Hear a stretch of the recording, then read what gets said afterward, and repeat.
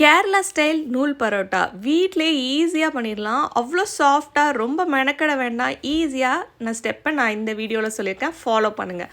ஒரு 1/2 கிலோ அளவுக்கு மைதா எடுத்துக்கோங்க. அதில் நடுவில் ஓட்டை போட்டுட்டு அதில் உப்பு, சர்க்கரை, ஒரே ஒரு முட்டை, அதுக்கப்புறம் 1/4 டம்ளர் அளவுக்கு பால் எடுத்து நல்லா கை வச்சு உள்ளங்கை வச்சு நல்லா மிக்ஸ் பண்ணணும். நல்லா மிக்ஸ் பண்ணால் தான் நமக்கு பரோட்டா நல்லா வரும். ஸோ இந்த மாதிரி வீடியோவில் காமிக்கிற மாதிரியே மிக்ஸ் பண்ணிவிட்டு எண்ணெய் ஊற்றி அப்பப்போ மிக்ஸ் பண்ணிக்கோங்க.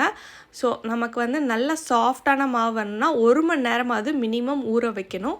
இதை மூடி போட்டு மூடி வச்சு 1 மணி நேரம் கழித்து ஈக்குவலாக பால் பிரிச்சுக்குங்க. இதை நம்ம ஸ்ப்ரெட் பண்ணி விட்டுக்கலாம். நடுவில் கேப் தெரிஞ்சாலும் பரவாயில்ல. நம்ம ஏன்னா கோடு கோடாக போட்டு கிழிக்க தான் போகிறோம். ஸோ இது எல்லாத்தையும் ஒன்றா திரட்டி நம்ம நல்லா ஒரு ரவுண்டு சர்க்கிள் மாதிரியான ஒரு ஷேப்புக்கு நம்ம திருப்பிக்கலாம். அதை மேலே தேய்ச்சி எடுத்தோன்னா சூப்பராக ஷேப் வந்துடும், பரோட்டா ஷேப்பு. இதில் நம்ம நெய் ஆட் பண்ணி நம்ம சுட போகிறோம். நெய் ஆட் பண்ணுறதுனால உங்களுக்கு ஹெவியாக இருக்காது, சூப்பர் டேஸ்ட்டாக தான் இருக்கும். கண்டிப்பாக நீங்கள் ட்ரை பண்ணி பாருங்கள். டேஸ்ட்டுக்கு நான் கேரண்டி.